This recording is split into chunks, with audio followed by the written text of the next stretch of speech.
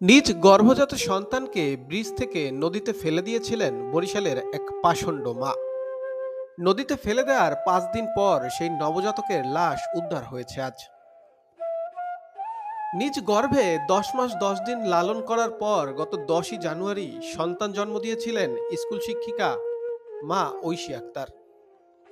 সন্তান জন্মদানের 5 দিনের মাথায় সেই আদরের সন্তানকেই আবার ব্রিজ থেকে নদীতে ফেলে দিয়েছিলেন পাষণ্ড এই মা। গত 15ই জানুয়ারি নিজ গর্ভের সন্তানকে বরিশালের দবদবিয়া ব্রিজ থেকে কীর্তনখোলা নদীতে ফেলে দেন ঐশী আক্তার। এই ঘটনার 5 দিন পর সেই ফুটফুটে নবজাতকের মরদেহ উদ্ধার করেছে ঝালকাঠির নলসিটি থানা পুলিশ।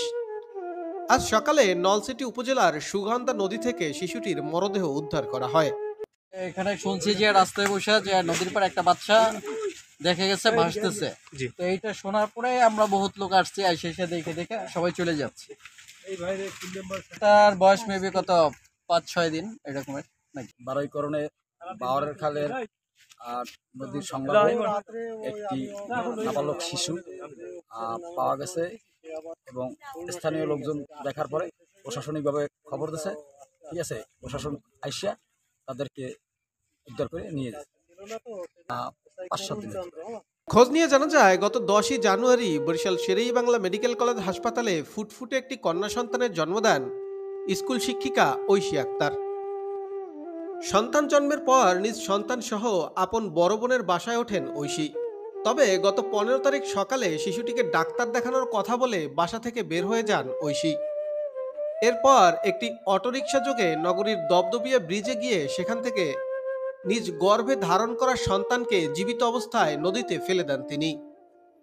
পরবর্তীতে সন্তান ছাড়া বাড়িতে ফিরে আসলে পরিবারের সদস্যরা সন্তানের কথা জিজ্ঞাসা করলে ঐশী জানান নিজ সন্তানকে নদীতে ফেলে দিয়ে এসেছেন তিনি। এই ঘটনায় স্কুল শিক্ষিকা ঐশীকে বাঁচাতে তাকে মানসিক রোগী সাজিয়ে একটি মানসিক চিকিৎসা কেন্দ্রে ভর্তি করানো হয়েছে বলে দাবি করেছেন ঐশীর স্বামী ফায়ার সার্ভিসের স্টেশন অফিসার মোহাম্মদ সোহেল আহমেদ। পাশাপাশি নিজ সন্তানকে পরিকল্পিতভাবে হত্যা করা হয়েছে দাবি করে আদালতের শরণাপন্ন হওয়ার কথাও জানিয়েছেন তিনি। শুনতে পাই আমার বাচ্চা এসআই মুনিমের ওয়াইফ বিথিয়ে সে ফোন দিয়েছে যে আপনার বাচ্চা ঐশী ফাড়া দিয়েছে, কোথায় দিয়েছে সে বলতে পারে না। তারপর শুনি যে হ্যাঁ সে নদীতে ফাড়া দিয়ে আসছে, ঠিক আছে। তারপর আমি যে আমার পরীক্ষা কার্যক্রম শেষ করে আমি কালকে আসা যে আজকে দুপুরে শুনি যে বাচ্চা নদীতে পাওয়া গেছে এবং আমার নদীতে পাওয়া গেছে এবং আমার যে যে কাপড় কাপড় দেওয়া ছিল, হ্যাঁ সেটা আমরা দেখেই শনাক্ত করতে পারছি কি।